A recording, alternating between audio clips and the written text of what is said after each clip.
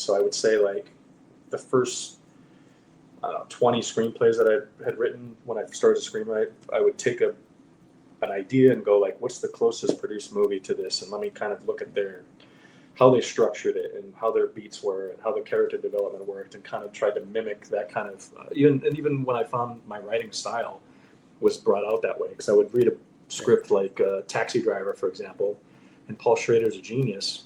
His prose is very like almost novel-like. It's very flowery and really articulate, very blown out and all that stuff. And then you get into other writers, like whose name escaped me, the guy who created The Walking Dead. The pilot for The Walking Dead, for example, and I'm not a huge Walking Dead fan, but the pilot for The Walking Dead is one of the greatest. I think there's zero fat in terms of screenwriting. Like everything is very truncated and just very specific, and it reads like the pilot is viewed. Like it's just boom, boom, boom, boom, boom. And Christopher McQuarrie is a kind of an in between the two. If you read like Usual Suspects, like Bryan Singer, I think did a great job on the film, his personal problems aside.